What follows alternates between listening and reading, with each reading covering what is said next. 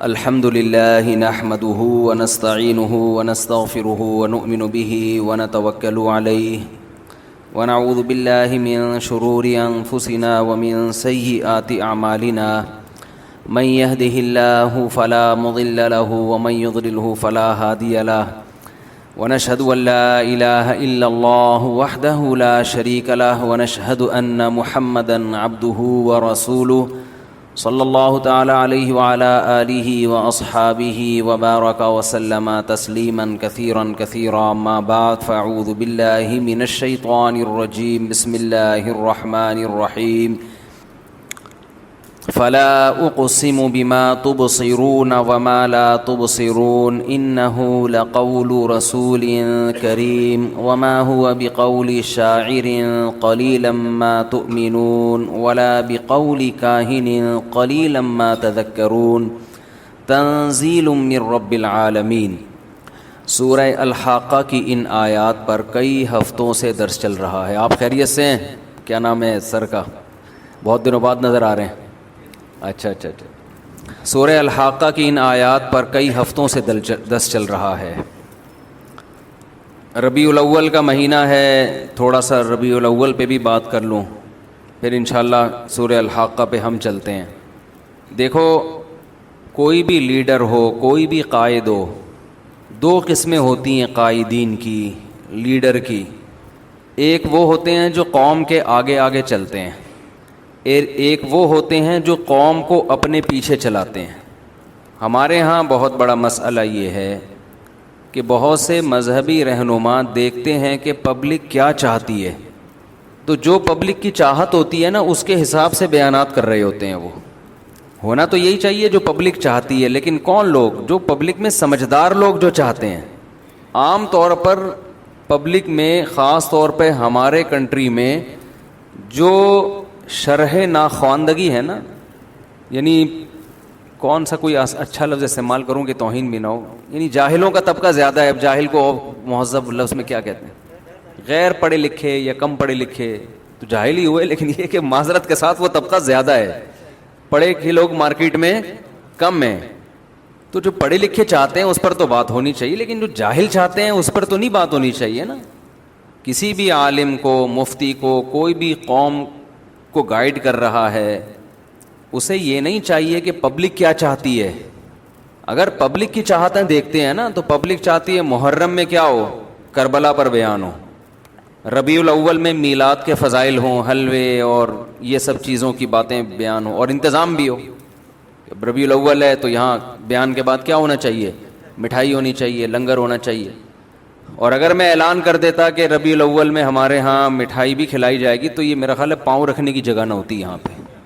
تو دیکھیں، جو بھی قوم کو گائیڈ کرتا ہے، اسے یہ نہیں دیکھنا کہ پبلک کیا چاہتی ہے، اسے یہ دیکھنا ہے کہ پبلک کا فائدہ کس چیز میں۔ پبلک کو وہ بتاؤ جو اللہ نے جو ذمہ داری لگائی ہے۔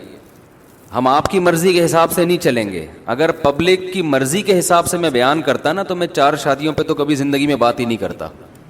حقیقت ہے یہ، تو اب لوگ سن رہے ہیں 4 شادیوں کی باتیں، ورنہ میری مسجدوں میں بیانات پر پابندی لگی ہے اس ٹاپک کی وجہ سے۔ آج سے 15 سال پہلے جب میں اس میں بات کرتا تھا تو لوگ نہیں سنتے تھے۔ ناظم آباد کی ایک مسجد میں میرا ابھی بیان کے لیے جانا ہوا، تو میں گھور کے دیکھ رہا ہوں نا کہ کون سی مسجد ہے۔ وہاں بڑا استقبال ہوا، لوگ بلا رہے تھے، ماشاءاللہ ماشاءاللہ مفتی صاحب۔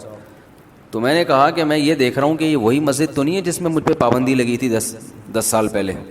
ایک مسجد ہے ناظم آباد کی مشہور، وہاں میں نے بیان میں ہلکا سا کہہ دیا تھا کہ بیوہ عورتیں بہت ہو گئی ہیں، اور کراچی میں تو ڈیلی بیسس کی بیس پہ عورتوں کو بیوہ بنایا جا رہا ہے باقاعدہ ڈاکوؤں کے ذریعے۔ جوان میاں مارکیٹ سے شارٹ ہو رہے ہیں، ڈیلی 4-5 کا ایوریج ہے کراچی میں ڈاکوؤں کے ذریعے۔ مردوں کا میں موت کا ریشو بہت زیادہ ہے۔ یہ گراؤنڈ ریئلٹی ہے بھائی، اس میں اندھے تو نہیں بن سکتے نا یار۔ مر رہے ہیں مرد، زیادہ مر رہے ہیں، عورتیں کم مر رہی ہیں۔ اگر وہ بھی مرنا شروع ہو جائیں تو پھر ہم چھوڑ دیں گے۔ یا تو خواتین کہیں بھائی جتنے مرد کراچی میں ڈاکوؤں سے ہلاک ہوں گے، ایکسیڈنٹ سے ہلاک ہوں گے، تو ہم وہ کمی پوری کریں گی، ہم بھی مریں گی، تاکہ مرد مارکیٹ میں شارٹ نہ ہو۔ تو وہ تو کہہ رہی نہیں ہم نے تو زندہ رہنا ہے۔ تو یہ جو بیوہ ہو رہی ہیں ان کو کدھر ٹھکانے لگائیں؟ یا تو ہم گورے ہوتے ہیں نا، یورپ میں رہتے ہیں، یہ ان کے مسائل نہیں ہیں۔ گوروں کا مسئلہ ہے کہ اتنے بندے مر گئے تو مر گئے تو کیا ہے, جو ایک آدمی ہے وہ 20 لڑکیوں کو گرل فرینڈ بنا لے گا, ان کے مسائل ہی نہیں ہے, یہ ان کے کلچر ہی نہیں ہے نا, ان کے ہاں ابا ہوں نہیں ہو اتنا بڑا ایشو نہیں ہے. بھائی یہ گورا ہے اس کے ابا ہوتے ہیں, یہ ان لوگ کے یہاں نہیں ہوتے, تو کیا ہے, کہتے ہیں اسے کیا ہوتا ہے.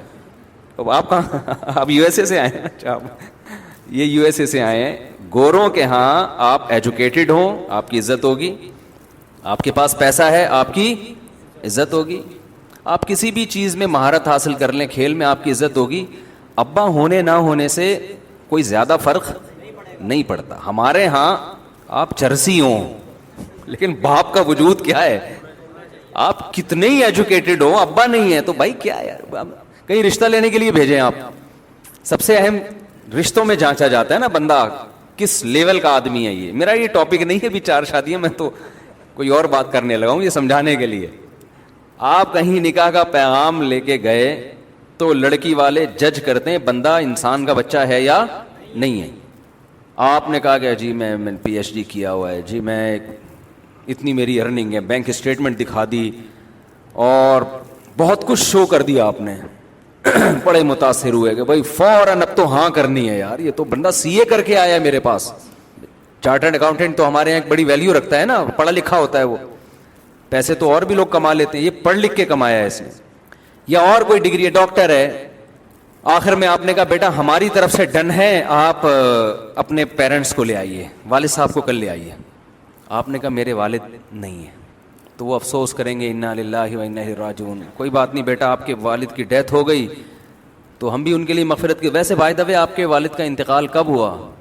آپ کہیں گے ایکچولی میں یہ بتانا چاہتا ہوں میرے والد ہیں ہی نہیں.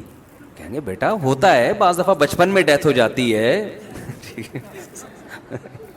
بعض دفعہ یہ ہوتا ہے کہ بچپن میں والد کا انتقال ہو جاتا ہے, بعض دفعہ یہ ہوتا ہے کہ آپ کی پیدائش سے پہلے بھی والد چلے جاتے ہیں, ہوتا ہے, تو کوئی مسئلہ نہیں ہے, والدہ کو لے آئیے. دیکھیے میں آپ سے عرض کرنا چاہ رہا ہوں میرے والد, کہیں گے کیا مطلب بھائی والد نہیں ہے, بغیر باپ کے کون پیدا ہوتا ہے؟ کہہ رہے ہیں وہ تو مجھے بھی پتا ہے, لیکن یہ کہ کون ہے, زندہ بھی ہیں یا مر گئے ہیں مجھے نہیں پتا. تو وہ سمجھیں گے شاید سیپریشن ہو گئی ہو, بعض دفعہ باپ بچوں کو چھوڑ کے چلا جاتا ہے, یا ماں بچے چھین لیتی ہے, باپ سے ملنے ہی نہیں دیتی, تو وہ آپ کے غم میں آپ کے ساتھ شریک ہوں گے. کوئی بات نہیں بیٹا آپ کی والدہ نے چھین لیا ہوگا. آپ کہہ رہے ہیں بھائی میں آپ کو یہ سمجھانا چاہ رہا ہوں, پتہ ہی نہیں ہے مجھے ہیں بھی کہ نہیں ہے. بتاؤ گلی کے کتے چھوڑیں گے نا آپ کے پیچھے وہ, کہ اس کمبخت کو گھر تک پہنچا کے آؤ, یہ یہاں آیا کیوں, یہ کیا خیال ہے؟ گلی کے کتے چھوڑیں گے کہ نہیں چھوڑیں گے کہ بیٹا دوبارہ اس گلی میں پاؤں رکھا نا اچھا نہیں ہوگا. تو گوروں کے ہاں یہ مسئلہ نہیں ہے, شادی ہو گئی, لڑکی طلاق آ کے گھر بیٹھ گئی, ڈپریشن میں جا رہی. ان کے یہاں لڑکیاں طلاقوں کے بعد ڈپریشن میں بھی نہیں جاتی, کہتے ہیں کیا سائنسی ترقی کرو یار, لائف کو انجوائے کرو.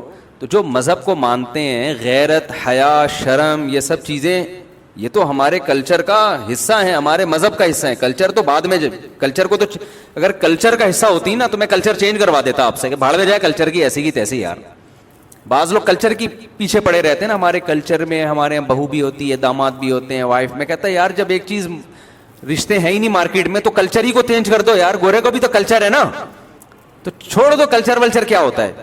ہم کلچر کو چینج کرنے کی کوشش کرتے, لیکن مسئلہ مذہب کا ہے.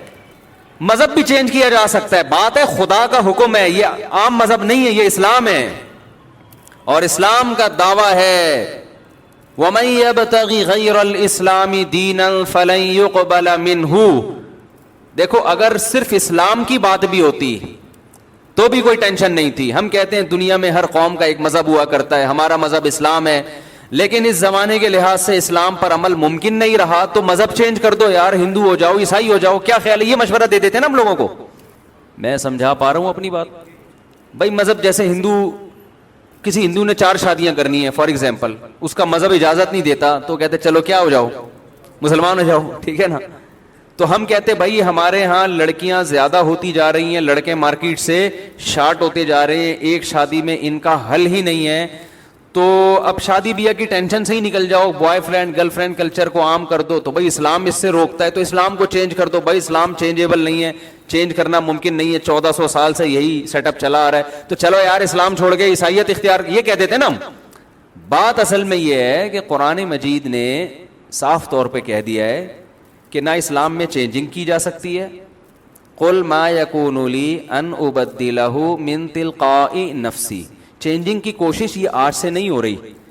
رسول اللہ صلی اللہ علیہ وسلم جب اسلام دنیا میں لائے پوری قوم اسلام کے اگینسٹ تھی, تو ان لوگوں نے یہی کہا کہ آپ چونکہ ہماری قوم کے آدمی ہیں, آپ تو پیچھے ہٹنے کے لیے ایگری ہے نہیں, اور لوگ بھی روز بروز آپ کا ساتھ دیتے چلے جا رہے ہیں, تو کمپرومائز کا راستہ اختیار کر لیتے ہیں. ٹھیک ہے, پہلے دن تو ہماری کوشش یہ تھی کہ آپ بالکل یہ دعوت کا کام چھوڑ دیں, لیکن اگر اس پہ آپ ایگری نہیں ہوتے تو ایک بیچ کا راستہ اختیار کر لیتے ہیں کہ کچھ آپ ہماری مانیں اور کچھ ہم آپ کی مانیں گے. تو اس کا جواب کیا دیا گیا؟ مشرکین بڑے خوش ہو گئے ہوں گے کہ یار چلو ایک مذاکرات شروع ہوئے نا, ہمارے مذاکرات کی میز پہ آئے تو. لیکن نبی نے کیا جواب دیا؟ نبی نے کوئی جواب ہی نہیں دیا. یہ بھی عجیب بات ہے, آپ دیکھیں جواب قرآن دے رہا ہے, آیتیں نازل ہو رہی ہیں, اور اللہ اپنے نبی کو جواب بتا رہے ہیں کہ آپ نے یہ کہنا ہے. نبی کو نہیں کہا گیا کہ آپ خود سے جواب دے دیں, بلکہ اللہ نے کہا کہ آپ یہ جواب دے دیں. اللہ کیوں کہہ رہا ہے؟ اس لیے کہ اللہ اس ساری بحث کو میں یہ بتانا چاہتا ہے کہ یہ تمہاری جو محمد صلی اللہ علیہ وسلم سے ڈیبیٹ ہو رہی ہے نا, یہ ان سے نہیں ہو رہی, یہ غلط فہمی اپنے دماغ سے نکالو, یہ مجھ سے ہو رہی ہے تمہاری. یہ میرے نمائندے ہیں, میسنجر ہیں, ان کا اپنا کوئی پیغام نہیں ہے. سمجھ میں آ رہی ہے بات؟ ان کا اپنا پیغام ہی نہیں ہے, ان سے کیوں الجھ رہے ہو تم؟ مجھ سے بات کرو. تو اللہ نے اپنے نبی سے کہا کہ قل ما یکون لی ان ابدلہ من تلقاء نفسی. اے نبی آپ ان سے کہہ دیجئے مجھ میں یہ طاقت ہی نہیں ہے کہ میں اس کو اپنی مرضی سے چینج کر لوں, یہ پاور ہی نہیں ہے میرے پاس, اتھارٹی نہیں ہے. جب آپ کو پتا چل جائے نا ایک آدمی میں اس کی طاقت ہی نہیں ہے, تو آپ اسے بحث کرنا چھوڑ دیتے ہو. مثال کے طور پر آپ آئے اور آپ نے ایک مٹھائی کا ڈبہ رکھ دیا شوگر کے پیشنٹ کے سامنے کہ آپ پلیز 2 لڈو کھائیے نا, وہ چکھ بھی نہیں رہا. اب آپ بار بار کہہ رہے ہیں, وہ سرٹیفکیٹ دکھا دے گا بھائی ڈاکٹر نے مجھے مٹھائی کھانے سے منع کیا ہے, اور کہا کہ جس دن آپ نے لڈو کھایا وہ آپ کی زندگی کا آخری لڈو ہوگا. تو میرے اندر یہ طاقت ہے ہی نہیں کہ میں یہ لڈو کھاؤں. اس سے اور آسان مثال, آپ نے کوئی وزن لا کے رکھ دیا کہ بھائی میری مدد کرو, یہ بوری اٹھاؤ, ٹھیک ہے نا, گاڑی میں چڑھوا دو, ٹرین میں لوڈ کروا دو, کہیں بھی رکھوا دو, کائنڈلی آپ تھوڑی سی میری مدد کریں. آپ وہ کہہ رہے سوری میں نہیں کر سکتا. آپ کہ بھائی کر لو یار. تو وہ ایک دم اپنے قمیض اتار کے دکھاتا ہے بھائی میرے نقلی بازو لگے ہوئے ہیں, میرے پاس حقیقت میں بازو ہے ہی نہیں, تو میں کیسے اٹھاؤں یہ ویٹ. تو آپ فوراً سمجھ جاؤ گے بھائی یہ اب اس سے بحث کرنا کیا ہے, فضول ہے, اس کے پاس تو ہاتھ ہی نہیں ہے. بہت ساری مثالیں دی جا سکتی ہیں. تو جہاں بھی نبی صلی اللہ علیہ وسلم پہ اعتراضات ہوتے تھے نا, کمپرومائز کریں, تو قرآن بیچ میں آتا ہے اور قرآن کہتا ہے آپ ان کو یہ پیغام دے دیں ما یکون لی, یہ پاور مجھ میں ہے ہی نہیں, میں تو خود پابند ہوں. ان اتبع الا ما یوحى الی, جو آرڈرز مجھے دیے جا رہے ہیں نا, میں خود اس بات کا پابند ہوں کہ ان آرڈرز کو فالو کروں. میں تو خود اللہ کا غلام ہوں, مجھے یہ اتھارٹی نہیں ہے. تو مجھ سے یہ بات مجھے سمجھانے کی کوشش کرنا, اس کی حکمتیں بتانا, مصلحتیں بتانا, یہ بیکار کام ہے. ہم جب آتے ہیں نا کسی کو, کوئی جو ہے وہ آپ کے باس نے کوئی پرچی بھیجی دھمکی والی نا, چپڑاسی کے ذریعے, وہ پرچی آئی, اس میں لکھا ہوا ہے کہ بیٹا تو کل ٹائم پہ آفس آنا, آپ ڈیلی لیٹ ہو رہے ہیں, نہیں آئے نا تو میں آپ کو جاب سے نکال دوں گا. آپ نے اس چپڑاسی کو پکڑا, مکے ٹھکے مارنا شروع کر دیے, تیری ایسی کی تیسی.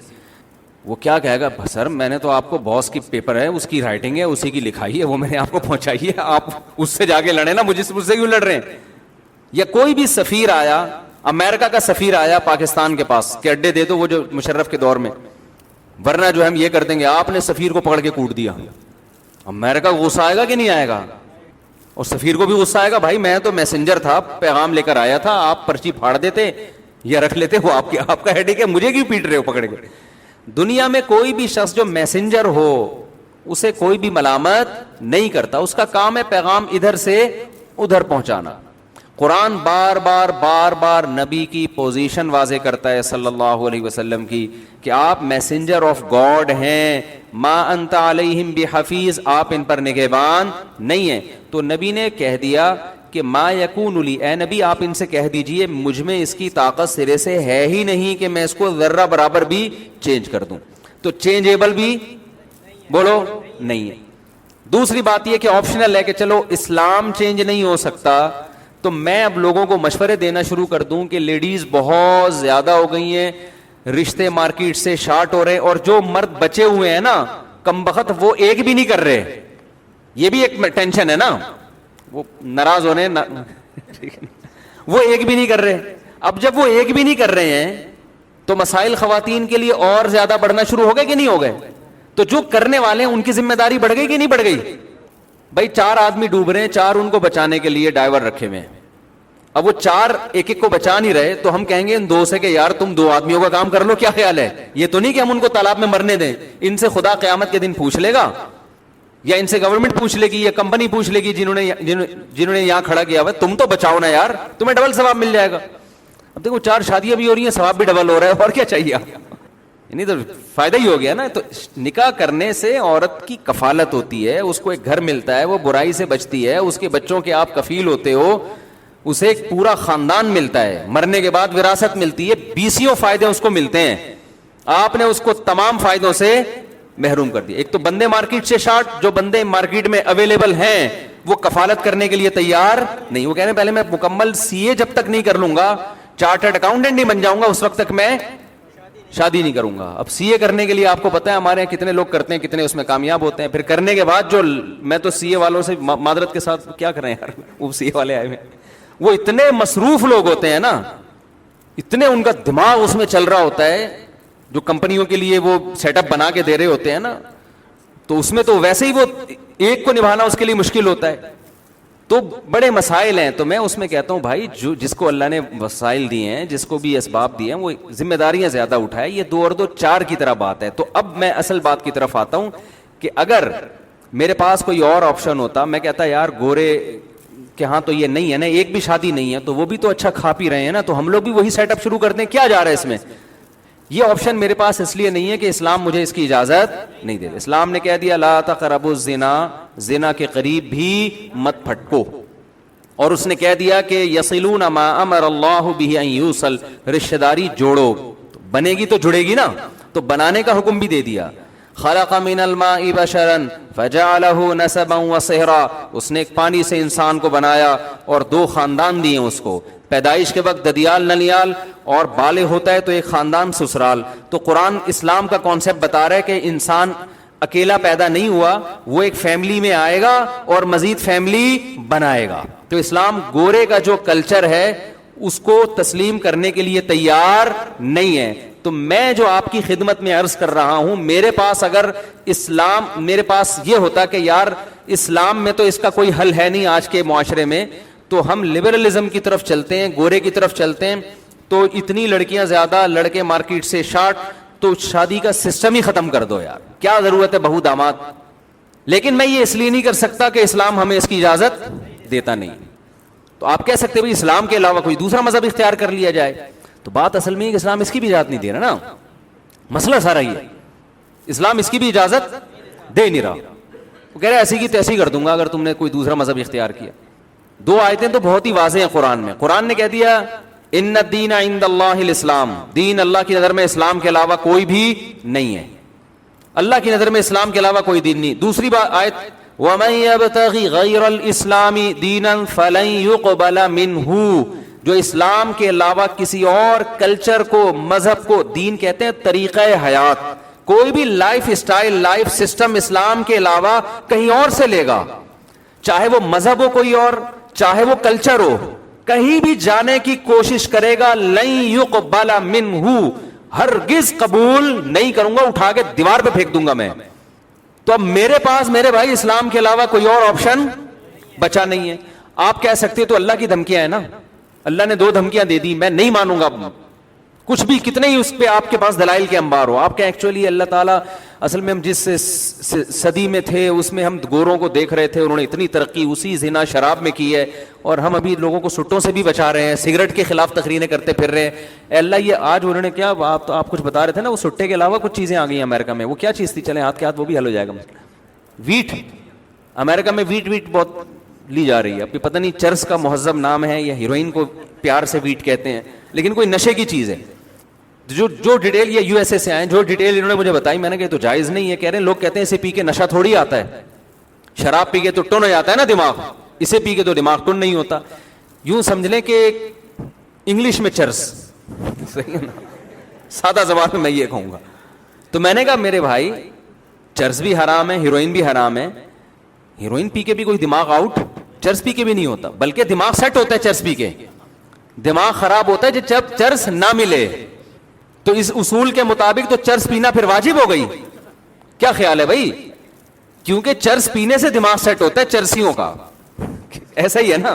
تو چرس پینا کیا ہو گئی پھر؟ اب کوئی چرسی میرے پاس آئے اور کہے کہ جی میں ویٹ پیتا ہوں, پینے کا لفظ استعمال ہوتا ہے اس کے لیے, یا میں جناب چرس پیتا ہوں, میں کہوں کہ حرام ہے, وہ کہ حرام کیوں ہے, میرا تو دماغ اس سے سیٹ ہوتا ہے. تو میں جواب میں یہ کہوں گا چرسیوں کا سیٹ ہوتا ہے, نارمل آدمی کا سیٹ نہیں ہوتا. یہی اس کے ناجائز ہونے کی دلیل ہے کہ تم نے ایسی چیز پینا شروع کر دی ہے, تمہیں نہیں ملے گی تو تمہارے دماغ کی سیٹنگ خراب ہو جائے گی. یہ بھی تو نشہ ہے نا. دیکھو جیسے شراب پینے سے کھوپڑی آؤٹ ہوتی ہے, تو ایسے ہی چرس نہ پینے سے چرسیوں کی کھوپڑی آؤٹ ہوتی ہے. اس کا مطلب یہ چیز بالآخر کھوپڑی کو آؤٹ کرنے کا ذریعہ بنتی ہے. تو پینے والے کی کھوپڑی آؤٹ ہوتی ہے, جو نہیں پیتا اس کی کھوپڑی آؤٹ نہیں ہوتی. اس کا مطلب پینا حرام ہے تاکہ آپ کی کھوپڑی سیٹنگ پہ رہے. روٹی آپ کھاتے ہو نہیں ملے, کھوپڑی آؤٹ نہیں ہوتی. ٹینشن ہونا الگ چیز ہے, دماغ کا خراب ہونا الگ چیز. بہکی بہکی باتیں تھوڑی کرے گا بھوک میں کوئی, ورنہ تو رمضان میں سارے افطاری کے وقت میں بہک گئے ہوتے ہیں. کیا خیال ہے؟ رمضان میں پھر یہ ہوتا ہے کہ افطاری کا ٹائم ہوتا ہے اور سب الٹی الٹی باتیں. شوہر بیوی سے کہہ رہا ہوتا آئی لو یو, مجھے آپ سے بہت محبت ہے. افطاری کے وقت میں بیوی شوہر سے کہہ رہی آپ بھی بہت اچھے ہیں. جیسے ہی پکوڑا پیٹ میں جاتا خیال ہوتا ہے یار ہم کس قسم کی باتیں کر رہے تھے افطاری میں بھائی, سمجھ آئی. لیکن آپ دیکھتے ہیں کہ سحری کے وقت میاں بیوی کی جو کنورزیشن ہوتی ہے, وہی گالیاں, وہی ایک دوسرے کو تانے, وہی الحمدللہ افطاری میں اور زیادہ شروع ہو جاتی ہیں. اس کا مطلب ہے افطاری میں دماغ اور زیادہ کیا ہو جاتا ہے, کام کرنا شروع کر دیتے ہیں. پھڈے ہوتے ہیں افطاری میں, ہم نے خود دیکھے ہیں, گلاس ٹوٹ رہے ہوتے ہیں. اور تو اس کا مطلب بالکل نارمل لائف گزر رہی ہے ان کی. چرسی کے ساتھ ایسا نہیں ہے بھائی. تو ہر حرام چیز پہ آپ کوئی بھی ایک خوبصورت لیبل لگا لو اور اس کو کیا کر دو. خدا کے بندو اپنی لائف کو دیکھو, سیدھا سیدھا کھانا جو پیغمبروں کی زندگی میں نے یہ جب مجھے یو ایس اے سے آیا نا کہ وہ ٹینشن ہوتی ہے تو وہ لوگ یہ پیتے ہیں, میں نے کہا یار ہمیں ٹینشن ہوتی ہے تو ہم سو جاتے ہیں. میں اب اندرون سندھ میرا سفر تھا نا 2 دن میں, کل پرسوں میں گیا ہوں, تو ایک بیان تھا میرا وہاں, بہت لمبی ڈرائیو ہوئی ہے, کچے میں, راست 2:30 بجے پہنچے, پھر نیند ہی نہیں آئی. پھر ہمیں جو کمرہ ملا سونے کے لیے اس میں اے سی جو تھا نا ہر تھوڑی دیر کے بعد بولنا شروع کر دیتا تھا وہ, اور لوڈ شیڈنگ بہت تھی تو پنکھا ایک دم تیز ہو جاتا پھر بند ہو جاتا. پوری رات نہیں سو سکے, فجر کے بعد کوشش کی, پھر نہیں, پھر 1.5-2 گھنٹے کا بیان ہوا. پھر اتنی لمبی ڈرائیو میں پہنچا تو میرا سیٹنگ کیا ہو گئی, آؤٹ. اب میں جا رہا ہوں یہ چرس تھوڑی سی مل جائے بیگم, یہ پاگلوں والی حرکت ہو جائے گی نا. یا میں کہوں بیگم سگریٹ پلا دو تھوڑی سی, یا سٹا لگانا ہے, میں نے چرس پینی ہے, یا شراب کے دو, کیونکہ اور میں غصہ بھی آتا ہے جب انسان کی نیند نہیں ہوتی. تو اس کا حل یہی تھا, میں نے کہا بھائی میں کمرہ بند کر کے سو رہا ہوں, کسی کی آواز مجھے کمرے میں نہیں آنی چاہیے. اگر گھر میں ایسا روم نہیں ہے, باہر نکل جائے آدمی, کہیں آفس میں سو جائے, کہیں بھی, تو طبیعت سے سوئیں, اللہ کا شکر ہے, اس کے بعد اٹھیں تو فٹ فاٹ. تو اللہ نے ٹینشن کا یا دماغ کو سکون دینے کا حل سگریٹ میں اور سٹوں میں نہیں رکھا, وہ کس میں رکھا ہے, وہ نیند میں رکھا ہے. وَجَعَلْنَا نَوْمَكُمْ سُبَاتًا, قرآن کے الفاظ ہیں, ہم نے تمہاری نیند کو سب کہتے ہیں کاٹنا, تمہارا دنیا سے کنیکشن کیا ہو جاتا ہے, کٹ جاتا ہے. یہ تو الگ ٹاپک شروع ہو جاتا ہے پھر نیند پر, جو میں اصل بات کے لے کے چلا تھا, جلدی سے اس کو کمپلیٹ کروں. تو میرے بھائی ہمارے پاس اسلام کے علاوہ کوئی آپشن نہیں ہے. اسلام نے دھمکی دے دی ہے کہ اگر اسلام کے علاوہ کسی اور کلچر کو تم نے فالو کیا تو تم برباد ہو جاؤ گے. برباد نہیں ہوا, کیا خیال ہے؟ انگریز تو برباد نہیں ہوا, تو اسلام کو فالو نہیں کرتا. ان کے یہاں گرل فرینڈ بوائے فرینڈ کا سسٹم ہے, ان کے یہاں ساس بہو کے جھگڑے ہی نہیں ہیں, ٹینشنیں ہی نہیں رہی ان کے یہاں, نہ جھگڑے ہی ختم ہو گئے نا, تو بڑی لائف آرام سے گزر رہی ہے. تو اللہ نے قرآن میں کہہ دیا کہ پوری آیت ذرا غور سے سنو, وَهُوَ فِي الْآخِرَةِ مِنَ الْخَاسِرِينَ. میں نے دنیا کی بات نہیں کی ہے, میں نے بتایا کہ وہ آخرت میں کیا ہوگا, خسارے والوں میں سے. ہوتا دنیا میں بھی خسارے, لیکن بعض دفعہ وہ نظر نہیں آ رہا ہوتا, اس کو ڈیفائن کرنا بڑا مشکل ہو جاتا ہے. اس لیے اللہ نے اس آیت میں جو انتہائی اہم آیت تھی, اس میں دنیا کے خسارے کا تذکرہ نہیں کیا. کیا مطلب, دیکھو دوبارہ آیت پڑھ لیتا ہوں. اللہ کہتے ہیں جو اسلام کے علاوہ کسی اور دین کو، مذہب کا لفظ استعمال نہیں کیا قرآن نے جان کر. دین کا مطلب کوئی بھی طریقہ حیات، سسٹم، لائف گزارنے کا ایک سسٹم ہوتا ہے نا. بعض لوگوں کا کوئی سسٹم ہی نہیں ہوتا لائف گزارنے کا، تو وہ بھی ایک سسٹم ہی ہے. سمجھتے ہو کہ میں نے ویسی زندگی گزارنی، یہ بھی ایک کانسیپٹ ہے. جیسے لوگ کہتے ہیں نا ہمارا کوئی فرقہ نہیں ہے، تو یہ بھی ایک فرقہ ہی ہے. نہیں یہی بات سمجھ، دنیا میں کوئی پاگل ایسا نہیں جس کا کوئی فرقہ نہ ہو. یہ بھی ایک فرقہ. فرقے کا مطلب کیا ہے؟ بہت سارے کانسیپٹ ہیں نا، تو ایک کانسیپٹ یہ بھی ہے. تو یہ جو کہتے ہیں نا ہمارا کوئی فرقہ نہیں ہے، ڈرامے بازی ہے. سب کا فرقہ ہوتا ہے، یہ دیکھا جائے گا یہ صحیح فرقہ ہے یا غلط فرقہ ہے. آپ کیا میرا کوئی نظریہ ہی نہیں ہے، یہ بات غلط ہے. نظریہ ہے آپ کا، یہی ایک نظریہ ہے. فری تھنکر ہونا بھی ایک نظریہ ہے، ایک کانسیپٹ ہے. اور کانسیپٹ کی ڈیفینیشن کیا ہے؟ جس پر صحیح یا غلط ہونے کا فیصلہ کیا جا سکے. کانسیپٹ کسے کہتے ہیں؟ نظریہ کسے کہتے ہیں؟ جس کو یہ کہا جا سکے کہ یہ صحیح ہے یا غلط. اور آسان مثال دیتا ہوں، دیکھو نیوز یا خبر کسے کہتے ہیں؟ پتہ ہے آپ کو خبر کی ڈیفینیشن کیا ہے؟ بہت سارے سینٹنس ہوتے ہیں نا جنہیں ہم کہتے ہیں کہ یہ خبر ہے یا یہ انشاء ہے. ہم جب عربی گرامر شروع کرتے ہیں نا تو سب سے پہلی جو بات آتی ہے کہ جب بھی ہم کلام کرتے ہیں نا تو ہمارے کلام کی، ہماری بات چیت کی there are two types of کلام. ایک قسم یہ ہوتی ہے کہ جس کو خبر کہا جاتا ہے، خبر انگلش میں نیوز کہتے ہیں. ایک قسم وہ ہوتی ہے جو خبر نہیں ہے، جس کو جملہ انشائیہ کہتے ہیں. کوئی چیز آپ ایجاد کر رہے ہیں اس میں. مثال کے طور پر میں آپ کو آرڈر دیتا ہوں پانی لے آؤ، یہ خبر نہیں ہے، یہ ایک انشاء ہے. میں اپنی طلب کو کیا کر رہا ہوں؟ ظاہر کر رہا ہوں.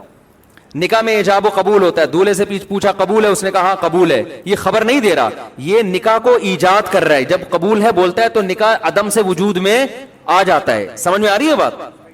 یہ خبر نہیں ہے. تبھی دولہا جب کہتا ہے نا، اچھا پہلے میں خبر کی ڈیفینیشن بتا دوں. خبر کہتے ہیں کہ جب بھی کوئی آپ نے ایسا جملہ کہا جسے یہ کہا جا سکے کہ یہ سچ بول رہا ہے یا یہ کہا جا سکے یہ جھوٹ بول رہا ہے، تو ایسے سینٹنس کو کیا کہتے ہیں؟ خبر. سمجھ میں آ رہی ہے بات؟ مثال کے طور پر آپ نے کہا آج میں بھوکا ہوں. ہم کہہ سکتے ہیں جھوٹ بول رہا ہے، ہم یہ بھی کہہ سکتے ہیں سچ بول رہا ہے. یہ سینٹنس کیا ہے؟ خبر ہے. کیونکہ اسے سچ، خبر سچی بھی ہوتی ہے کبھی جھوٹی بھی ہوتی ہے. اس کو سچ اور جھوٹ سے تعبیر کیا جا سکتا ہے. دولہا نے کہا، میں نے کہا جی آپ کے نکاح میں ہم نے فلاں خاتون کو اتنے مہر میں دیا، آپ کو قبول ہے؟ اس نے کہا قبول ہے. میں نے کہا جھوٹ بول رہا ہے سالا. یہ کہہ سکتا ہوں میں ایسے موقع پہ؟ سالے کو تو ویسے بھی نہیں کہہ سکتے اگر وہ خبر بھی کہہ رہا ہو، دے رہا ہوں. وہ کہے گا میں کوئی خبر تھوڑی دے رہا ہوں، آپ نے کہا قبول ہے، میں نے اپنے ایک دل کے اظہار کر دیا کہ ہاں جی مجھے یہ رشتہ قبول ہے. تو اس کو سچا یا جھوٹا نہیں کہا جائے. میں کہتا ہوں جاؤ پانی لے کر آؤ، آپ کہتے ہیں مفتی صاحب صحیح بات نہیں کر رہے. میں بات کر ہی نہیں رہا، میں تو آرڈر دے رہا ہوں. بات، خبر، اس کی ڈیفینیشن کیا ہے؟ کوئی ایسا سینٹنس آپ استعمال کرتے ہیں جس کے بارے میں یہ آدمی کہہ سکتا ہے کہ یہ سچ ہے یا یہ جھوٹ ہے. تو ایسی خبر کو کیا کہا جا سکتا ہے؟ نیوز. قرآن کی خبریں ہیں، ہم کہتے ہیں سچی ہیں، کافر کہتے ہیں جھوٹی ہیں، لیکن ان کو کیا کہا جائے گا؟ یہ قرآن نے خبر دی ہے. سمجھتے ہو بات کو؟ کیونکہ سچا یا جھوٹا کہا جا سکتا ہے. باقی الگ بات ہے کہ کہنا ٹھیک ہے یا نہیں ہے. ہم تو کہیں گے کہ جھوٹی نہیں ہے، یہ سچی خبریں. تو اسی طرح یاد رکھو کانسیپٹ یا عقیدہ یا نظریہ، اس کی ڈیفینیشن یہ ہے کہ اس کو یہ کہا جا سکے کہ یہ ٹھیک ہے یا یہ غلط ہے. کوئی فری تھنکر ہے کہ کہتا ہے کہ میرا کوئی کانسیپٹ ہی نہیں ہے، نہ میں اسلام کو صحیح کہتا ہوں نہ میں اسلام کو غلط کہتا ہوں، نہ میں عیسائیت کو صحیح کہتا ہوں نہ میں عیسائیت کو غلط کہتا ہوں، نہ میں اس کا قائل ہوں کہ خدا ہے نہ میں اس کا قائل ہوں کہ خدا نہیں ہے. میں تمام تھنکنگ سے فری ہو کے زندگی گزار رہا ہوں، لہذا میرا کوئی کانسیپٹ نہیں ہے. ہم کہیں گے تیرا یہی کانسیپٹ ہے. کیوں؟ اس لیے کہ یہ کانسیپٹ ٹھیک نہیں ہے. آپ فری تھنکر ہو کے زندگی گزارتے ہو نا، تو اس پر قرآن کہتا ہے آپ کو جہنم کی آگ میں ڈالوں گا، آپ کو خدا پر ایمان لانا پڑے گا. تو اللہ عذاب کیوں دے رہا ہے؟ اس لیے کہ آپ نے غلط نظریہ رکھا. تو اس کو قرآن غلط سے تعبیر کر رہا ہے کہ نہیں کر رہا؟ تو یہ جو کہتے ہیں نا ہمارا کوئی فرقہ نہیں ہے، ٹوپی ڈرامہ کر رہے ہوتے ہیں. یہ فرقہ آپ بنا رہے ہو. یوں کہو کہ یہ جو موجودہ فرقوں میں سے نہیں ہے، میں ایک نیا فرقہ مارکیٹ میں لانچ کر رہا ہوں. آپ یوں کہو کہ ایک نئی چیز آ رہی ہے. یہ نہیں کہو میرا کوئی فرقہ ہی نہیں ہے، ٹوپی ڈرامہ ہے. سمجھتے ہو گے نہیں سمجھتے؟ تو جب بھی دو کانسیپٹ ہوں گے تو تیسرا کانسیپٹ تیسرا فرقہ ہی کہلائے گا. آپ کہہ سکتے ہو صحابہ کے دور میں تو کوئی فرقہ نہیں تھا، اس لیے کہ صحابہ کے دور میں اسلام کے اندر کوئی دوسرا کانسیپٹ تھا نہیں، ایک ہی کانسیپٹ تھا. جب دوسرا آ گیا تو پھر یا تو دوسرا صحیح ہے یا پہلا صحیح ہے. تو پہلے کو بھی فرقہ کہا جائے گا, دوسرے کو بھی. یہی وجہ ہے کہ حدیث میں جو آتا ہے کہ میری امت میں 73 فرقے ہوں گے, 72 جہنمی, 1 جنتی. تو وہ جنتی کو بھی نبی نے فرقے سے ہی تعبیر کیا ہے. 73 فرقے ہوں گے, ان میں 72 جہنمی, تو جو ایک بچے گا وہ ان 73 میں آ گیا نا. تو ان 73 کو نبی نے کیا کہا ہے؟ فرقہ کہا ہے. تو اب کوئی کہتا ہے میرا کوئی فرقہ ہی نہیں ہے, اس کا مطلب ان 73 فرقوں میں تم تو آ ہی نہیں رہے. کیا خیال ہے بھائی؟ تو یہ آج کل نئے نئے فرقے بن رہے ہیں. جماعت المسلمین آئے تھے, انہوں نے کہا یہ سب فرقہ واریت غلط, ہمارا کوئی فرقہ نہیں. میں نے کہا یہی ان کے 2 نمبر ہونے کی علامت ہے, یہی ان کے غلط ہونے کی علامت ہے کہ اسلام میں تو 73 فرقے ہوں گے, کوئی فرقہ ہی نہیں ہے. تو میں یہ عرض کر رہا تھا کہ قرآن نے ہمیں آپشن اگر دیا ہوتا نا, ہاں میں یہ عرض کر رہا تھا کہ قرآن نے کیا کہا کہ بھائی مجھے بھی کہا, آپ کو بھی کہا کہ یار چلو سوسائٹی کی اصلاح کے لیے جب ہمارے ہاں اتنی زیادہ لیڈیز کو ٹھکانے لگانا ممکن نہیں, تو ٹھکانے لگانے کی فکر ہی چھوڑ دو, بلکہ ان کو بتاؤ اصل مسئلہ ہمارا ایجوکیشن ہے. جیسے کہ لبرل لوگ بات کر رہے ہوتے ہیں, لبرل کبھی آپ میڈیکل کالج میں شادی کے فضائل نہیں سنیں گے. میڈیکل کالج میں آپ ایڈمیشن لیں گے تو وہاں آپ کو فضائل ہوں گے, بھئی جراثیم آج کل بہت پھیل رہے ہیں, ڈینگی سے کیسے بچا جا سکتا ہے, اور ہمیں یہ کرنا چاہیے. اسکولوں میں اسپرے کے فضائل سنائے جا رہے ہیں نا, کہ کیونکہ صحت تو معاشرے میں, سوسائٹی میں صحت تو سب کو چاہیے. آپ اگر کسی بزنس یونیورسٹی میں بزنس پڑھنے کے لیے چلے جائیں, IBA وغیرہ یونیورسٹی میں, تو آپ کو بزنس پڑھایا جا رہا ہوگا, بھائی دیکھو ایسے مارکیٹنگ ہوتی ہے اور اس طرح سے پیسے کمائے جائے. اس میں شادی وادی کا ٹاپک آئے گا, ان میں ٹاپک. آپ USA PhD کرنے کے لیے چلیں, شادی وادی کا ہاں ان کی ایک, اگر آپ وہ پڑھ رہے ہیں یعنی سوشل سائنس پڑھ رہے ہیں, تو اس میں ایک چھوٹا سا حاشیے میں کہیں چیپٹر ہوگا کہ ونس اپون اے ٹائم لوگوں میں یہ تھا کہ میاں بیوی بن کے رہا کرتے تھے, تو اس کا معاشرے میں یہ فائدہ تھا. ایک بہت کوئی ویلیو نہیں ہے اس کی. ہو سکتا ہے جو ٹیچر یہ پڑھا رہا ہو وہ خود انمیرڈ ہو 70 سال کی عمر میں بھی. تو یہ ٹاپک مذہب کا ہے, یہ ٹاپک آپ کے یونیورسٹیوں کو پروفیسروں کا نہیں ہے, تو یہ مذہب کا ٹاپک ہے, اس لیے ہمیں بتانا پڑتا ہے. اب سوسائٹی کی اصلاح کے لیے ہم جب یہ بات کرتے ہیں تو میرے پاس اسلام کے علاوہ کوئی آپشن نہیں ہے, اس کی میں نے وجہ آپ کو بتا دی. دوسرا, اسلام کیا کہتا ہے کہ اگر اسلام کو فالو نہیں کرو گے, سوال پیدا ہوتا ہے بھائی اسلام ہی کو ہم کیوں فالو کریں, ہوتا ہے نا سوال. تو اس کا قرآن نے جواب دے دیا کہ بھائی مسئلہ سارا یہ ہے کہ وَمَن يَبْتَغِ غَيْرَ الْإِسْلَامِ دِينًا, اسلام کے علاوہ کسی اور چیز کو دین بناؤ گے, آخرت میں بیڑا غرق کر دوں گا میں تمہارا. آخرت میں کیا کر دوں گا؟ بیڑا غرق. ایسا چھوٹا موٹا بیڑا بھی غرق نہیں ہوگا. النار وعدہ اللہ الذین کفروا, آگ ہے جس کا میں نے ان لوگوں سے وعدہ کر رکھا ہے جو اسلام کو فالو نہیں کرتے. تو اب میرے بھائی اگر گورا بہت ترقی بھی کر لینا اسلام سے ہٹ کے, تو میری نظر میں اس ترقی کی کوئی ویلیو بچی نہیں ہے. ہاں جب بچے گی جب میں اللہ کی ان دھمکیوں کو سیاسی دھمکیاں سمجھوں, یا مجھے اللہ کے ہونے میں ہی شک و شبہ شروع ہو جائے, یا مجھے اس قرآن کے ہونے میں کہ پتہ نہیں اللہ کا کلام ہے بھی یا نہیں ہے, یہاں اگر مجھے شک پیدا ہو گیا, پھر میں کہوں گا یار ایک چیز جو میں نے اپنی آنکھوں سے دیکھی نہیں ہے, نہ جنت دیکھی, نہ جہنم دیکھی, نہ میں نے اللہ کو دیکھا, نہ میں نے اللہ کے رسول کو دیکھا, تو میں خامخواہ میں ہوائی باتوں کی بیس پہ معاذ اللہ میں کیوں اتنا بڑا کام کرنا شروع کر دوں جس کے یقینی فائدے کا نہ مجھے علم ہے, اور نہ جو دھمکیاں وہ قرآن لگا رہا ہے اس کے بھی یقینی خطرات مجھے نہیں ہیں. یہ ایک معقول سوال بظاہر بنتا ہے. سمجھ میں آ رہی بات کی نہیں آ رہی؟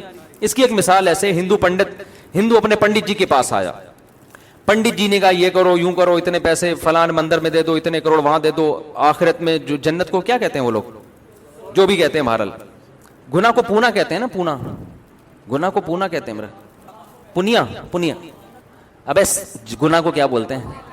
پاپ, اور نیکی کو پنیہ نا, پنیہ کا لفظ کہیں سنا ہوا ہے میں نے, اس لیے میں کہتا.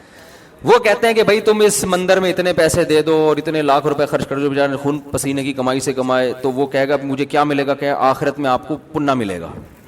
ہم پیار سے پننا کہہ دیتے ہیں, وہ جو عمر دی کہتے ہیں کریکشن کرتے رہیں گے اس کی بیٹھ کے, آپ کو یہ ملے, منا ملے گا, چلو آخرت میں بہت اچھا سا, کیا ملے گا آپ کو؟ ثواب ملے گا. یار سیدھا سیدھا اردو میں ہی کہتے ہیں, ہمیں نہیں آ رہی ہندی. ثواب ملے گا آپ کو ان کے حساب سے جو بھی ثواب ہوتا ہے. تو اگر چھوٹی موٹی رقم ہوگی نا, ٹرائل بیسس پہ انسان دے سکتا ہے کہ چلو بھائی یار ٹرائی کر کے دیکھ لو, اگر آخرت نکلی, جنت نکلی. جیسے اسلام ہی کی مثال دیتے ہیں ہم, ہندو کی مثال کیوں لیں؟ مولوی صاحب نے تقریر کی بھائی مسجد کے ڈبے میں جو چندہ ڈالے گا اسے جنت کی حور ملے گی. اب آدمی کہتا ہے یار 500 روپے میں اگر حور کا چانس بھی ہے نا, 100% یقین تو نہیں آ رہا بھائی, ہم تو قبروں میں مردوں کو جا کے دیکھ رہے ہیں, مر کے مٹی ہو کے کیا ہو رہے ہیں, ختم ہو رہے ہیں, نظر تو یہی آ رہا ہے نا, نہ جنت نظر آ رہی ہے نہ اللہ نظر آ رہا ہے. لیکن 1% چانس ہے کہ یار 1 ارب مسلمان کم از کم دنیا میں ہیں, تو شاید یہ صحیح کہہ رہے ہوں کہ جنت بھی ہے اور جہنم بھی ہے. تو 500 روپے میں میرا خیال ہے 500 روپے کا رسک لینا کوئی اتنا گھاٹے کا سودا نہیں ہے, ڈال دیتے ہیں, شاید اگر سچی مچی میں سب کچھ نکلا, ورنہ 500 روپے ضائع ہی ہو جائیں گے نا. کیا خیال ہے بھائی؟ آج کل زیادہ تر مسلمان نا اسی بیس پہ چل رہے ہوتے ہیں, نماز نہیں پڑھتے, جمعے کے دن نہا دھو کے ٹوپی پہن کے آ جائیں گے, یار شاید قبر سچی مچی نکلے تو ہم کم از کم جمعے کی نماز تو پیش کر سکیں گے نا. اے اللہ ہم بھی, وہ ایک بڑے کوئی مشہور آدمی تھے, ان کا انتقال ہو گیا, تو کیا ہوا کہ ہمارے مدرسے کے طلبہ بیٹھ کے باتیں کر رہے, کوئی کہہ رہا ہے برے آدمی تھے, کوئی کہہ رہا ہے بہت اچھے آدمی تھے. ایسے جب لوگوں کی موت کے بعد تبصرے ہوتے ہیں, ایک طالب تھا ہمارا, بڑا مزاحیہ سا نا, اس نے کہا نہیں بہت اچھے آدمی تھے, پکے مسلمان تھے. کہنے ہم نے کہا تمہارے پیاس کیا, کہہ رہے ایک دن میں نے ان کو ٹوپی پہنے ہوئے دیکھا تھا, یعنی وہ مذہبی گھرانے سے ان کا تعلق تھا. اس کی دلیل کیا تھی, ایک دن میں نے دیکھا ٹوپی شلوار میں, شلوار قمیض اور ٹوپی پہن کے گھوم رہے تھے. ہم نے کہا یار یہ کیا, یہ کون سی دلیل ہے؟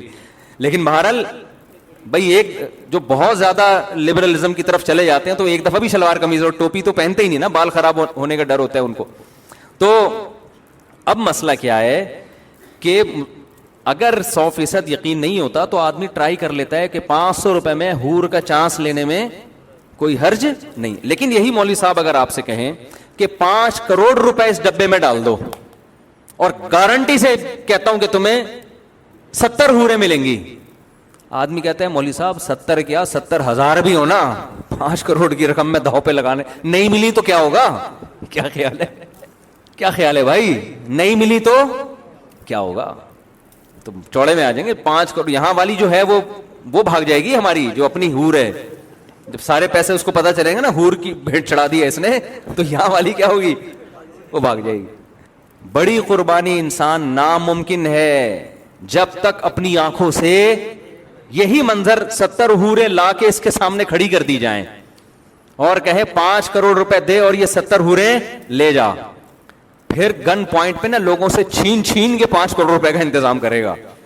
سمجھ میں آ رہی ہے بات کہ نہیں آ رہی؟ تو اب میں اس سوال کو دوبارہ لے کر آتا ہوں کہ بھائی میرے پاس اگر یہ آپشن ہوتا کہ میں اسلام کو خدا نخواستہ چھوڑ دیتا, تو اسلام مجھے یہ آپشن دے نہیں رہا. وہ کہہ رہا ہے آخرت میں تمہارا کیا ہوگا, بے تحاشا نقصان. بلکہ اسلام تو مجھے کہہ رہا ہے کہ اگر کبھی موقع ملے اللہ کے راہ میں لڑنے کا اور جہاد تم پہ فرض ہو جائے تو جان بھی دینی پڑی تو آپ کو جان دینی پڑے گی. غزوہ تبوک میں ہوا نا جہاد فرض عین ہوا, بہت سارے صحابہ جنہوں نے بڑی بڑی قربانیاں دی تھیں, غزوہ احد میں قربانیاں تھیں, غزوہ بدر میں ان کی قربانیاں, پھر فتح مکہ میں وہ شریک تھے, غزوہ خندق میں انہوں نے پیٹ پہ پتھر باندھے, بھوک پیاس برداشت کی, اپنے گھروں کو قربان کر دیا. حضرت ابو سعید خدری رضی اللہ تعالی عنہ 10 سال کے نبی کی خدمت میں آئے, یا رسول اللہ میرے باپ بھی احد میں شہید ہو گئے, میرا بھائی بھی احد میں شہید ہو گیا, گھر میں کمانے والا کوئی بھی نہیں ہے, آپ ہمارے ساتھ تعاون کریں. بتاؤ میرے پاس اگر کوئی آتا, میں کہتا یار اس آدمی نے میرے لیے اتنی بڑی قربانی دی ہے کہ باپ بھی شہید کروا دیا, بھائی بھی, اور گھر میں اب کوئی کمانے والا نہیں ہے, میں بے تحاشا چندے کا اعلان کرتا کہ نہیں کرتا کہ یار یہ تو میرا خاص وفادار آدمی ہے. نبی نے اعلان نہیں کیا. نبی نے کیا فرمایا, من یستعفف یعفہ اللہ, جو اپنے دامن کو مخلوق کے سامنے ہاتھ پھیلانے سے پاک رکھنا چاہتا ہے نا, چاہتا ہے اللہ بھی ہمیشہ اس کے دامن کو مخلوق سے پاک. ہاتھ کس کے ساتھ سامنے پھیلا رہا ہے؟ پیغمبر کے. لیکن پیغمبر اپنے آپ کو بھی مخلوق کی فہرست میں لا رہے ہیں, خالق کی فہرست میں نہیں لا رہے. پیغمبر سے بڑا کوئی ہو سکتا ہے؟ لیکن نبی کیا کہہ رہے ہیں, میں بھی تو مخلوق ہوں. اچھا جو کمزور ایمان والے لوگ تھے ان کو نبی نے چندہ کر کے دیا, جن کا خیال تھا نا کہ یہ پکے ایمان والے, ان کو نہیں دیا. حالانکہ وہ تو زیادہ اپنے ہیں, جو اپنے تھے ان کو پیسے دینے سے منع کر دیا. نہیں بھائی, ان کی عادت خراب نہیں ہونی چاہیے. نبی سے بھی نہ مانگے کبھی, اور صراحتاً منع نہیں کیا کہ مت مانگو, اشارے سے منع کیا ہے. من یستعفف یعفہ اللہ, جو اللہ سے پاک دامنی طلب کرتا ہے. پاک دامنی کا کیا مطلب؟ دامن رسوا نہ ہو. پاک دامنی زنا سے بچنے کو بھی کہتے ہیں کیونکہ زنا کرنے سے انسان کی عزت چلی جاتی ہے. پاک دامنی بھیک سے بچنے کو بھی کہتے ہیں کیونکہ مانگنے سے بھی انسان کی عزت چلی جاتی ہے اگر عزت ہو. کیونکہ بہت سے لوگ کہیں گے ہم تو صبح شام مانگتے رہتے ہیں, تو کوئی عزت نہیں آ رہی ہماری. وہ ایک آدمی کسی محلے میں گیا, آیا, کہتا ہے یار اللہ کا شکر ہے کہ میری عزت نہیں ہے. میں نے کہا اس میں شکر کی کیا بات ہے؟ کہنا اگر عزت ہوتی تو آج میری بہت زیادہ بےزتی ہو جانی تھی. آج میں نے ایسا کام کیا اس محلے میں کہ میری اگر عزت ہوتی نا تو آج میں بہت بے عزت ہو جاتا. تو کہہ رہے شکر ہے میری پہلے سے سرے سے کوئی عزت تھی نہیں. تو ہمیشہ بے عزتی عزت دار لوگوں کی ہوتی ہے, جو بے عزت ہوتے ہیں ان کی کوئی عزت نہیں ہوتی. تو بھیک مانگنے سے عزت جاتی ہے ان لوگوں کی جن کی پہلے سے سوسائٹی میں کوئی عزت ہو. تو نبی صلی اللہ علیہ وسلم نے فرمایا من یستعفف, جو اللہ سے پاک دامنی طلب کرتا ہے یعنی اپنی عزت بچانا چاہتا ہے, اللہ بھی اس کی عزت بچاتے ہیں. کیا مطلب؟ اسے بھیک کے داغ سے ہمیشہ کے لیے محفوظ کر لیتے, غیب سے اس کے لیے روزی کا انتظام کرتے ہیں. تھوڑا صبر کر لیا جائے نا, پیٹ کاٹ لیا جائے, بھائی کسی سے مانگنا نہیں ہے, تو اللہ پھر مدد کرتے ہیں. اللہ کہتے ہیں اس نے نہیں ہاتھ پھیلایا نا, اب میں اس کو لوگوں کا محتاج نہیں ہونے دوں گا, لیکن صبر کرنا پڑے گا. اور پھر دوسری بات نبی نے فرمائی وَمَن يَتَصَبَّرْ يُصَبِّرْهُ اللَّهُ, جو اللہ سے صبر مانگتا ہے. اب سوال پیدا ہوتا ہے اس عزت بچانے کے لیے تو بہت صبر کرنا پڑے گا. 10 سال کا بچہ جس کا باپ بھی شہید ہو گیا, جس کا بھائی بھی شہید ہو گیا, ماں اکیلی گھر میں ہے, وہ کیا کہے گی بھائی ہم نے اپنے خاندان کے سارے لوگ تو لٹا دیے, اب ہم فاقے کیسے برداشت کریں؟ تو ٹھیک ہے عزت اہم چیز ہے, صبر کتنا کرنا پڑے گا اس کے لیے. لیکن نبی نے اگلی جملے میں یہ بتا دیا من یتصبر, جو اللہ سے صبر مانگتا ہے نا یصبرہ اللہ, اللہ اسے صابر بھی بنا دیتے ہیں. یہ صبر بھی کس سے مانگو؟ خالی پیسے نہیں اللہ سے مانگنے. غربت اور مہنگائی میں جو ٹینشن ہوگی اس ٹینشن کو ختم کرنا بھی کس سے مانگنا ہے؟ اللہ سے. اللہ مجھے اس پہ صبر دے, تو اللہ صبر دے دیتا ہے. اب آپ مجھے بتاؤ, اتنی بڑی قربانی, باپ شہید, بیٹا شہید, اور گھر میں فاقے, اور نبی نے بھی, حالانکہ نبی چندہ کر کے دے سکتے تھے, دوسروں کو بھی تو دے رہے تھے نا, جبکہ یہ امید ہو کہ میری مدد بھی کر سکتے ہیں, خالی ہاتھ واپس بھیج دیا. ایسے میں اگلی جنگ کے لیے اگر نبی بلائیں تو جس کا ایمان ایسا ہو جیسا ہمارا 500 والا, کہ 500 میں ٹرائل بیسس پہ آپ ایک ہور کا رسک لے سکتے ہیں, تو اگر ایسا ایمان ہوتا اگلی جنگ میں شرکت کرتے؟ بولتے کیوں نہیں میرے بھائی, کبھی بھی نہیں کرتے. لیکن انہوں نے ہر جنگوں میں نبی کا ہمیشہ ساتھ دیا. بدر میں شریک ہونے والے, احد میں شریک ہونے والے, خندق میں تو کتنی ٹینشن تھی. اب آپ دیکھو اسلام کو اپنے دعوے کی سچائی کا یقین کتنا ہے کہ اسلام بھی کوئی لچک نہیں دکھا رہا. تبوک کا جب موقع آیا نا تو تبوک سے زیادہ سخت, اگر آپ تاریخ اٹھا کے دیکھیں ایسا لگتا ہے کہ اس سے زیادہ سخت کوئی آزمائش کا موقع تھا نہیں. احد میں بھی لڑائی بڑی سخت ہوئی ہے, لیکن وہ تو لڑنے کے بعد پتا چلا نا کہ سخت ہوئی ہے, پہلے تھوڑی پتا تھا. تبوک میں پہلے سے پتا تھا کہ اتنی ٹینشن والی لڑائی اب تک عالم اسلام میں ہوئی نہیں ہے, کہ بہت لمبا سفر, انتہائی شدید گرمی, اور کھجوروں کے پکنے کا ٹائم, جو پورے سال باغ پہ محنت کی ہے وہ پھل توڑنے کا وقت ہے, اور رومیوں سے لڑائی, انگریزوں سے, جو آج کے انگریز ہیں, یہ اس زمانے میں بڑے ماہر تھے, یہ ان سے لڑائی ہے. اتنا لمبا گرمیوں کا. آج آپ ذرا جائیں نا مکہ سے یا مدینہ سے تبوک کا سفر کریں بائی روڈ, آپ کو ہوش ٹھکانے آ جائیں گے. اور وہاں تفریح کے لیے نہیں جا سکتا آج انسان, بائی روڈ سفر کرے دماغ سے, لڑنے کے لیے جا رہے ہیں. تو ایسے موقع پہ جو لوگ نہیں جا رہے نا ان کو جہنم کی وعیدیں سنائی جا رہی ہیں. سمجھ میں آ رہی ہے بات؟ وہ یہ کہہ سکتے تھے کہ ہم تو بدر میں آپ کے ساتھ تھے, احد میں آپ کے ساتھ تھے, لیکن قرآن کیا کہہ رہا ہے؟ انفروا خفافا وثقالا, ہلکے ہو یا بوجھل ہو تمہیں اللہ کی راہ میں نکلنا پڑے گا. کیوں پڑے گا؟ یہ آپشنل نہیں ہے کہ جاؤ یا نہیں جاؤ.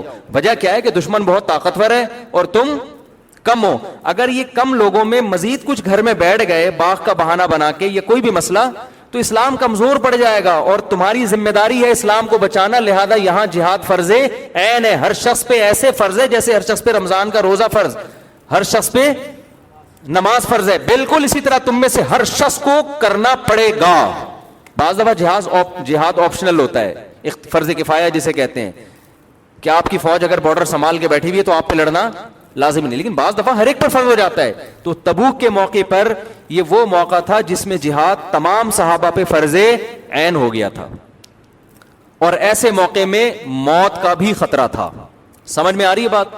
قرآن نے کہہ دیا کہ جو پیچھے رہے گا اس کے لیے جہنم کی وعید ہے. کیونکہ منافقین بہت ٹینشن میں آ گئے, وہ کہنے لگے اتنی شدید گرمی میں ہم کیسے نکلیں گے, ایک دوسرے کو ڈی موٹیویٹ کرنے لگے.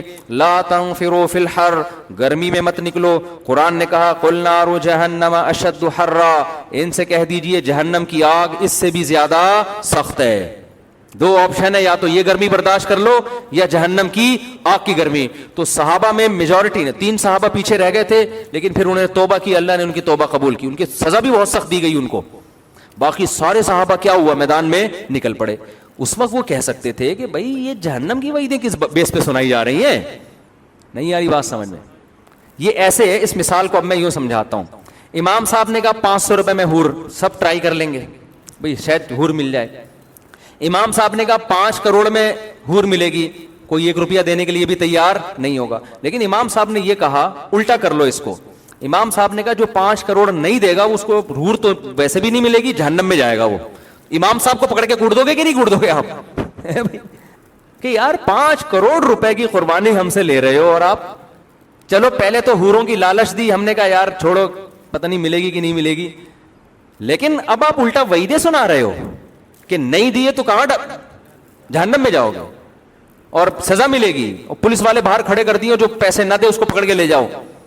ایسے موقع پہ آپ کیا کرو گے, الٹا امام صاحب کو پکڑ کے کوٹ دو گے. اگر نہیں کوٹ رہے اور 5-5 کروڑ دے رہے ہو, اس کا مطلب آپ کو امام کے صحیح ہونے کا 100% سے بھی زیادہ یقین ہے. سمجھتے ہو؟ پیغمبر صلی اللہ علیہ وسلم نے جب یہ کہا, قرآن کی آیتیں نازل ہوئیں, انفروا خفافا وثقالا وجاہدوا باموالکم وانفسکم فی سبیل اللہ, تبوک میں تم ہلکے ہو یا بوجھل تمہیں نکلنا پڑے گا. نار جہنم اشد حرا, جہنم کی آگ اس مدینہ کی گرمی سے زیادہ سخت ہے. سارے کے سارے صحابہ ایسا نکلے ہیں کہ بعض صحابہ ایسے تھے جو نبی کے پاس آئے, نبی نے عرض کی, نبی نے فرمایا کہ میرے پاس کوئی سواری نہیں ہے میں تمہیں بٹھاؤں, نہ کوئی پیسے ہیں کہ تمہارے لیے کوئی سواری کا میں انتظام کروں, تم واپس چلے جاؤ. قرآن کہتا ہے تولوا واعینہم تفیض من الدم, روتے روتے واپس گئے ہیں کہ اتنا بہترین موقع خدا کو راضی کرنے کا ہم سے مس ہو رہا ہے. نہیں یہی بات سمجھ میں, اس کی مثال وہ اصل میں حور کے بغیر سمجھ میں ہی نہیں آتی بات. یہ ایسے ہے جیسے 5 کروڑ روپے امام صاحب نے کہا آپ کو دوں گا, آپ مجھے دو, اس میں حور ملے گی, نہیں دیے تو کٹ لگے گی ٹائٹ والی, تو ہم تو دیں گے ہی نہیں نا, ہمیں کیا پتا سچ بول رہے ہو.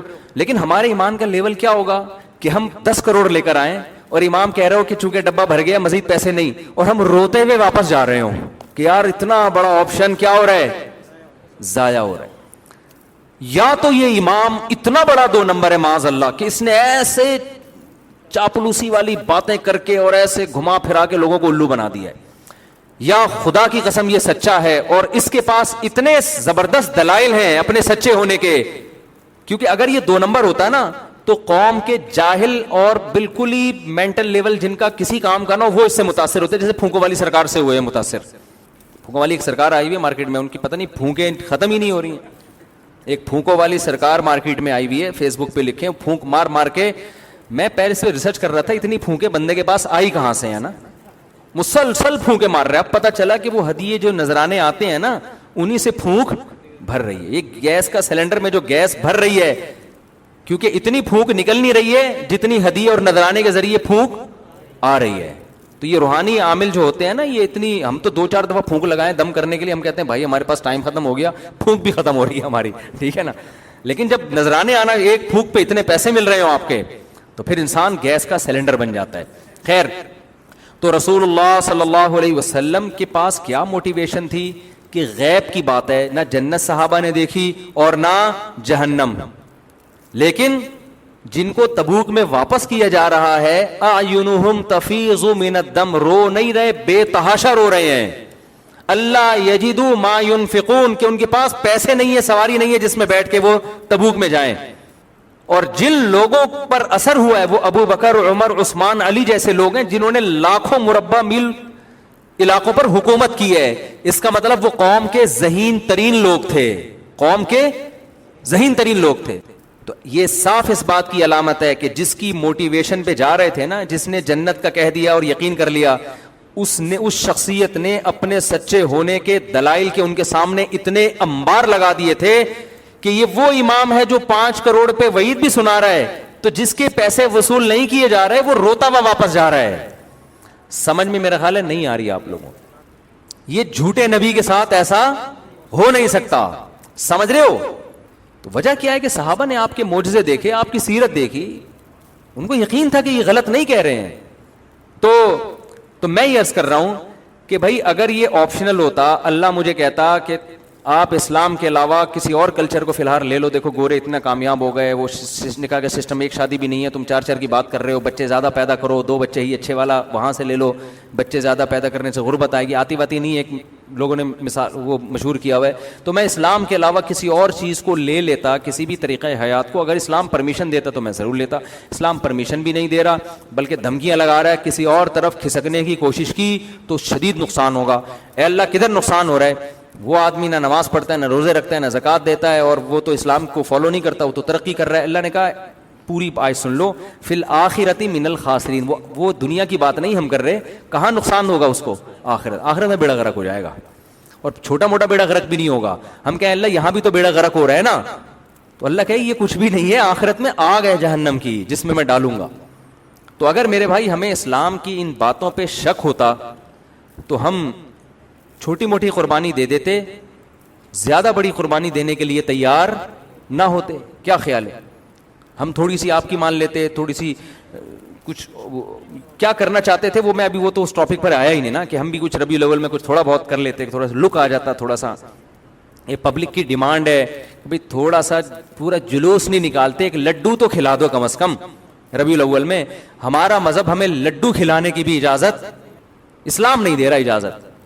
اسلام کہہ رہے ربیع الاول میں ایک حلوہ, ایک ٹافی بھی اس نیت سے کھانے کی اجازت نہیں ہے کہ ربیع الاول ہے, کیونکہ جو تہوار منانا ہے نا, سیلیبریٹ کرنا ہے, اس کے لیے ہمارے پاس 2 ہی دن ہیں, تیسرا کوئی دن اللہ نے ہمیں نہیں دیا, تیسرا دن نہیں دیا. لنا عیدان, ہمارے 2 تہوار ہیں, عید الفطر عید الاضحیٰ, تیسرا دیا نہیں ہے اللہ نے ہمیں. اللہ سے آپ پرمیشن لے لیں یار, ہم آپ سے زیادہ ربیع الاول منائیں گے, یہاں سے جلوس لے کے نکلوں گا میں انشاءاللہ, میرا تو اپنا جلوس بہت ہے حقیقت ہے.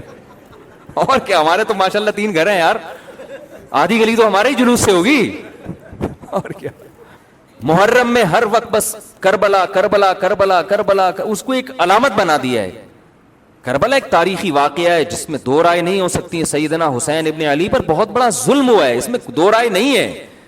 اس ظلم کو بیان کر کر کے رونا سنت ہے, یہ کون سی حدیث میں ہے؟ رونے کی محفلیں سجانا سنت ہے, یہ کون سی حدیث میں ہے؟ لوگ کہتے ہیں ہمارے نبی حضرت حسین کی شہادت کا سن کے روئے ہیں. کیا ہر سال محرم میں روئے ہیں؟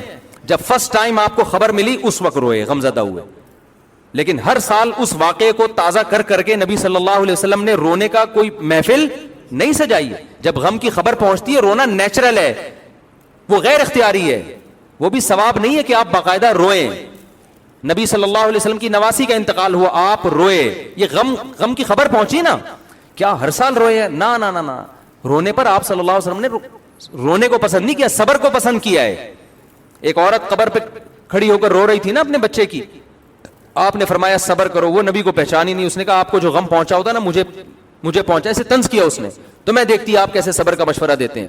گھر چلی گئی, پتہ چلا کہ بھئی یہ تو پیغمبر تھے, تو نبی کے پاس آئی, عرض کیا یا رسول اللہ میں صبر کروں گی. آپ نے فرمایا انما الصبر عند الصدمۃ الاولى, جب صدمہ پہنچے نا اس وقت صبر کا ثواب ملتا ہے, بعد میں سب کو صبر آ جاتا ہے. اب بعد میں باقاعدہ ایک تو یہ کہ آپ صبر کریں وہ بھی نہیں کر رہے, پھر آپ رونے کا پراپر پروگرام کر رہے ہیں, خود بھی رو رہے ہیں, لوگوں کو بھی رلا رہے ہیں.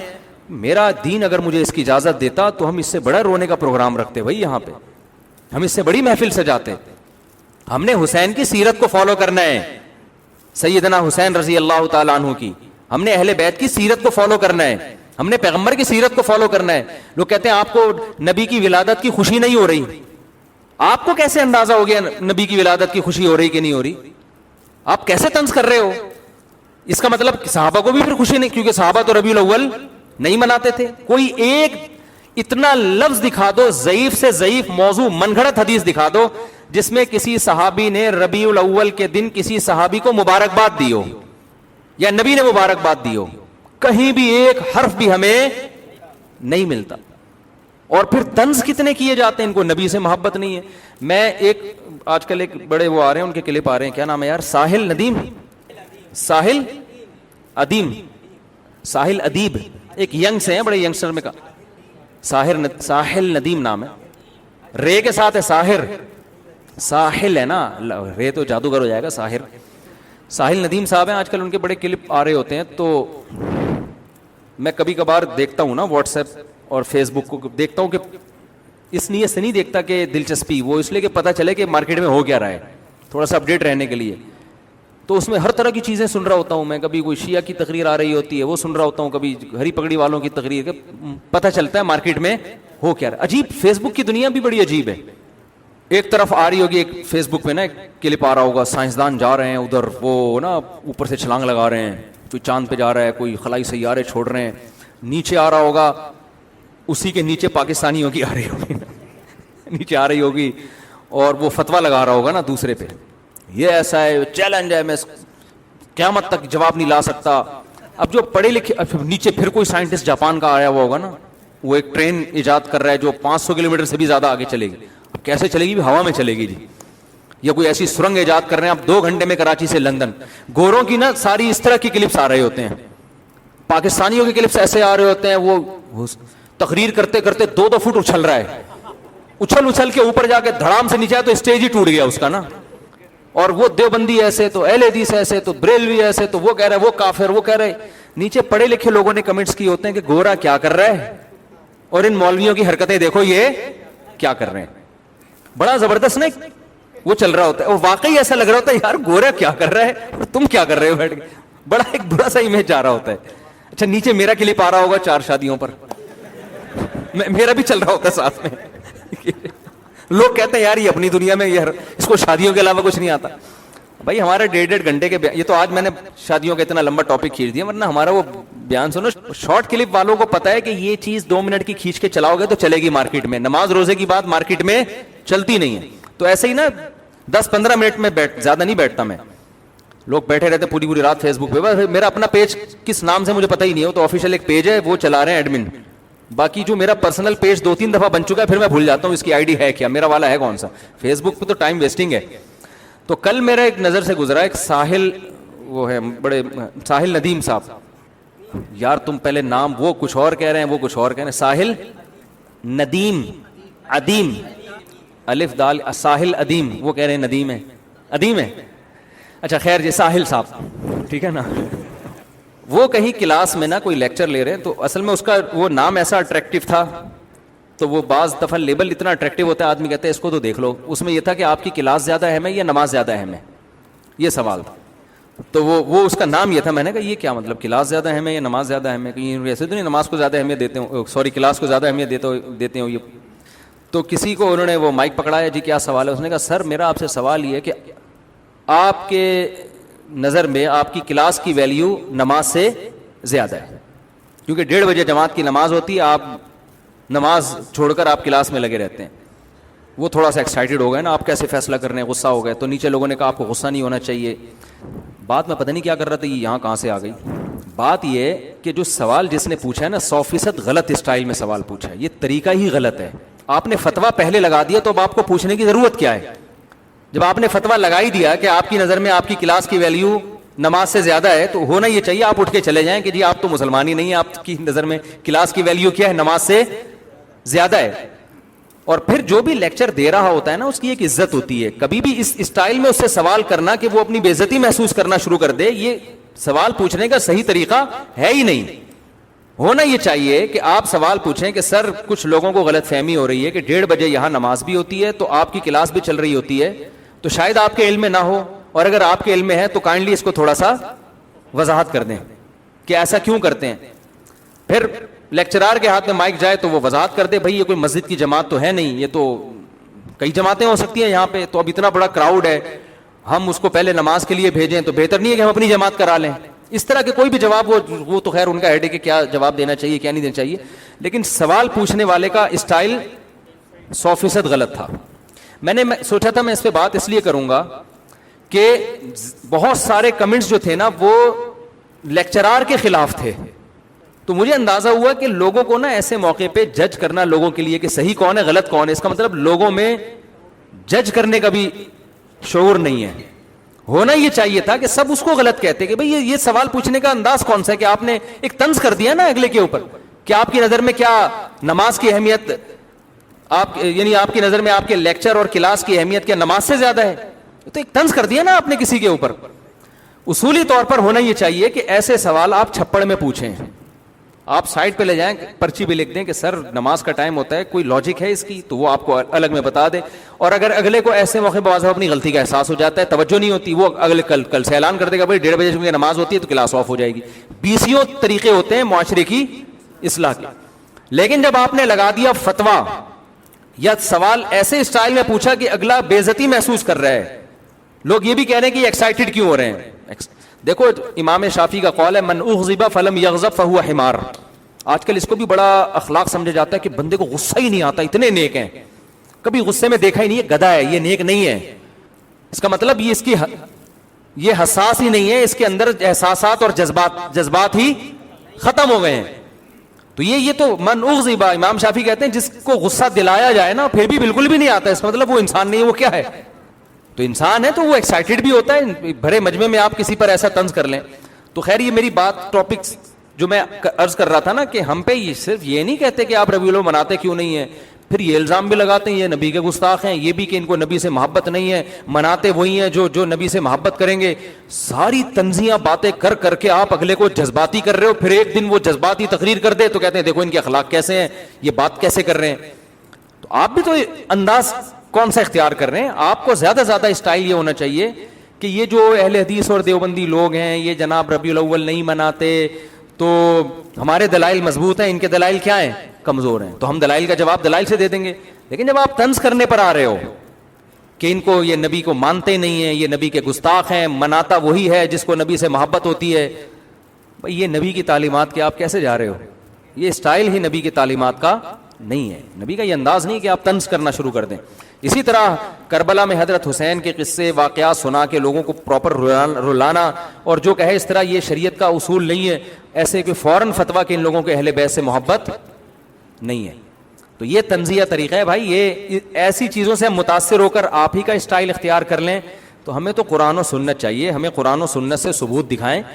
اگر وہاں سے نہیں ملتا تو آپ جتنے بھی تانے ہمیں دے دیں کہ معاذ اللہ اہل بیت کو گستاخ ہیں، معاذ اللہ نبی کے گستاخ ہیں، آپ کے کہنے سے نہ اللہ کے دفتر میں ہم گستاخ لکھے جائیں گے، آپ کے کہنے سے نہ ہم اہل بیت کے گستاخ لکھے جائیں گے، نہ ہم نبی کے گستاخ لکھے جائیں گے. اللہ نے قیامت کے دن فیصلہ کرنا ہے کہ کون پیغمبر کو حقیقی معنوں میں ماننے والا تھا، کون اہل بیت سے حقیقت میں دل سے محبت کرنے والا تھا، اور کون ایسا تھا جو لفاظی کرتا تھا. یہ فیصلہ کون کرے گا؟ یہ قیامت میں اللہ کرے گا. تو جلدی سے میں تھوڑی سی دیر میں بات کو سمیٹ کے ٹاپک کو ختم کرتا ہوں، بیان ختم کرتا ہوں. تو میں یہ عرض کر رہا تھا، وہ بیان تو میرا آج کسی اور ٹاپک پر تھا لیکن وہ شروع سے ہی ادھر ہی کو ہی نکل لی ہم. تو میں کہہ رہا ہوں بھائی اگر اللہ نے آپشن رکھا ہوتا کہ اسلام کے علاوہ کوئی اور چیز ہے تو ہم ادھر چلے جاتے، دیکھتے سوسائٹی میں کہ کیا ابھی ہم 2-4 دماغ مل بیٹھ کے غور کر لیتے کہ یار یہ دوسرا آپشن ہے، آپشن بی. چلے تھے نا ایک زمانے میں آپشن اے آپشن بی، ہم آپشن بی کی طرف آتے. اللہ میاں نے کہا کہ آپشن اے ہی ہے، اس کے علاوہ تمہارے پاس کوئی اور آپشن ہے نہیں.